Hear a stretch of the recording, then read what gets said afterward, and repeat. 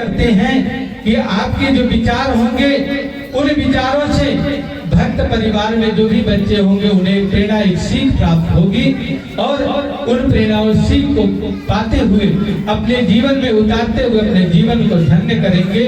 और हम सभी माँ भक्तजन भी अपने घर परिवार में एक प्रेरणा उन बच्चों को दे सकते हैं जिनसे हम सभी के भी बच्चे अपने जीवन को धन्य कर पाएंगे। हम सभी के इष्ट, हम सभी के आराध्य परम पूज्य सद्गुरु श्री माता गुरु श्री के श्री चरणों से जुड़ते हुए तो आपसे निवेदन करते हैं कि आप समस्त माँ भक्तों के घर परिवार में उन बच्चों के भविष्य को देखते हुए उन्हें एक प्रेरणा, एक सीख आज के इस पावन अवसर पर देने की कृपा करें। बाबू गुरु संजीव जय माता। आदिशक्ति माता की, जगरणी माता की, पछड़ों वाली माता की, सदगुरु श्री माता गुरु श्री की, श्रद्धेय भैया जी की जय माता दी। आज बड़ी ही कृपा है माँ की जो हम श्री माँ भक्ति जन्मोत्सव के पावन अवसर पर इस माता मातेश्वरी सेवा दरबार में उपस्थित होकर के आदिशक्ति महामाया माँ पछड़ों वाली श्री पार्वती माता और परम पूज्य सद्गुरु श्री माता गुरु श्री सदैव भैया जी के दर्शनों को प्राप्त करते हुए अपने जीवन को सफल करने का यत्न कर रहे हैं। कहा जाता है कि मेरी झोली छोटी पड़ गई रे, इतना दिया मेरे माता। यह भजन जिसने गाया है उसने बस गा दिया है, लेकिन यह भजन सिद्ध होता है इस माता मातेश्वरी सेवा दरबार पर या फिर मुझ पर ही सिद्ध होता है, फिर दरबार के परिवार पर यह भजन सिद्ध होता है।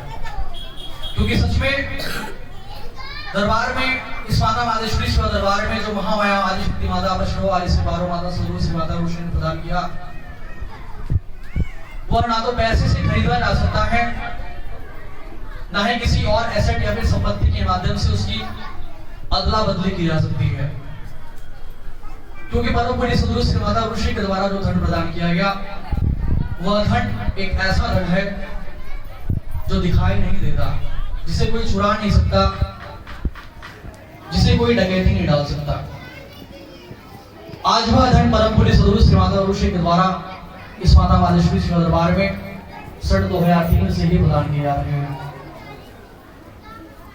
और बड़ी कृपा हमारी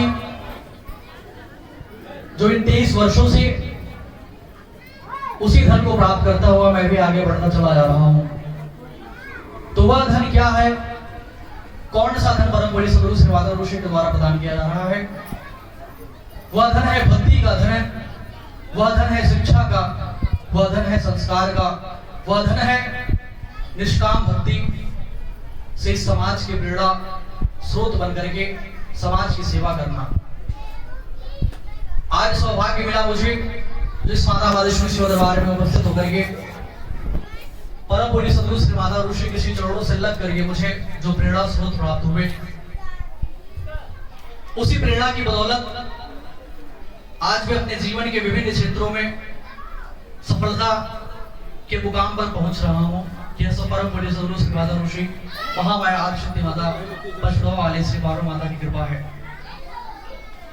क्योंकि कहा जाता है कि इस माता मातेश्वरी सेवा दरबार में जो भी आता है, जो जिस भाव से आता है, उसको उस भाव से यहाँ से ज्ञान सद्ज्ञान और उसकी आवश्यकताओं की पूर्ति की जाती है, महामाया जगदम्बे की कृपा मिलती है। इन 23 वर्षों में मैंने परम पूज्य सद्गुरु श्री माता गुरु श्री के चरणों से यह प्राप्त किया, यदि हम आपकी शक्ति अपने कर्मकांड में नहीं है, जो शक्ति परम पूज्य सद्गुरु श्री माता गुरु श्री के श्री वचनों में है, आशीर्वचनों में निहित है। दरबार में भक्तजन आते हैं अपने बच्चों को लेकर के, अपने संतान को लेकर के, पुत्र पुत्रियों को लेकर के। मैंने देखा है कि आपके बच्चे, कुछ बच्चे ऐसे होते हैं जो दरबार के जो कि गेट के अंदर भी नहीं आना चाहते, क्योंकि अरे हम जो कि नहीं जानते हैं। और वह ऐसे अपने पढ़े लिखे हुए ना पर बहुत जो है कि गर्व करते हैं, कह रहे हम पढ़े लिखे हुए, हम इन सब चीजों में नहीं पढ़ते हैं।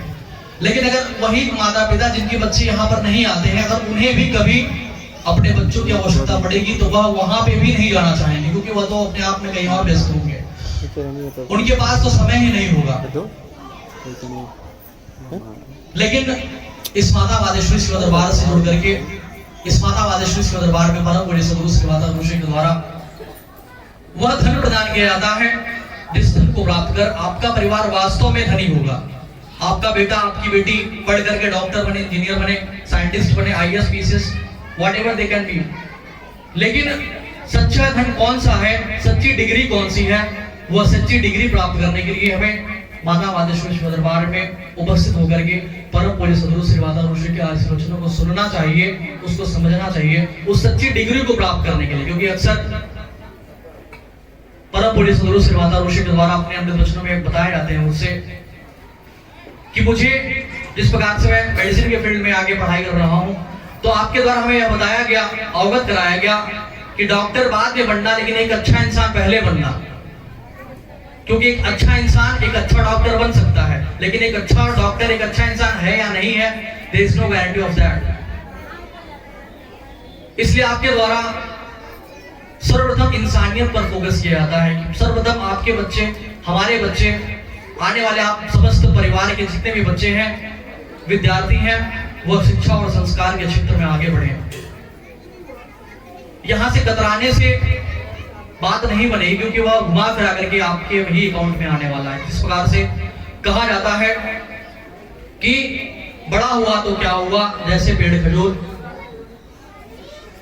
आज परम पूज्य सदगुरु श्री माता ऋषि के द्वारा पूजा पाठ के माध्यम से, जप तप व्रत उपवास के माध्यम से हमें उस आदिशक्ति महामाया जगदम्बे की भक्ति बताई जा रही है। जिस भक्ति को प्राप्त कर हम अपने शिक्षा और संस्कार में आगे की तरफ अग्रसर हो सकते हैं।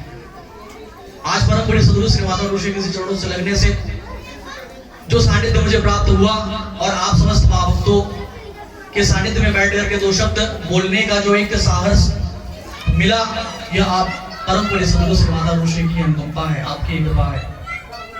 लेकिन हम महाभक्त किसी और चीज में पड़ जाते हैं, अर्थात हम अपने बच्चों के लिए परम पूज्य सदगुरु श्री माता ऋषि के द्वारा अक्सर कहा जाता है कि हम मांगते हैं, धन मांगते हैं, हम वैभव मांगते हैं, हम कुछ और चीज मांगते हैं कि हमारा घर बन जाए, फला काम हो जाए। किंतु आपके द्वारा यह भी कहा जाता है कि अपने बच्चे के लिए आप सद्बुद्धि मांगिए, क्योंकि अगर सद्बुद्धि रहेगा तो वो पढ़ेगा लिखेगा, बड़ा अपने आप ही बन जाएगा। कहा जाता है कि पूत सपूत तो का धन संचय, पूत कपूत तो का धन संचय। आज परम पूज्य सदगुरु श्री माता ऋषि के द्वारा कहा जाता है अगर आपका पुत्र कपूत है तो उसके लिए भी संचय करने की आवश्यकता नहीं, क्योंकि वह खा कमा करके बर्बाद कर देगा। और अगर सपूत है तो भी संचय करने की आवश्यकता नहीं, बिकॉज कि वो अपने आप ही अपना सब कुछ कलेक्ट कर लेगा, अपनी अर्निंग बना लेगा, और आपका जो है कि कल्याण खुद ही से कर लेगा। उसके लिए कुछ जमा करने की आवश्यकता नहीं है। तो हम महाभक्त दरबार में आने के पश्चात किसी अन्य चीजों के मार्ग में फंस जाते हैं, हम अपनी आवश्यकताओं को बढ़ा देते हैं। क्योंकि इसी प्रकार से अक्सर मैं कहता हूं कि एक जो है कि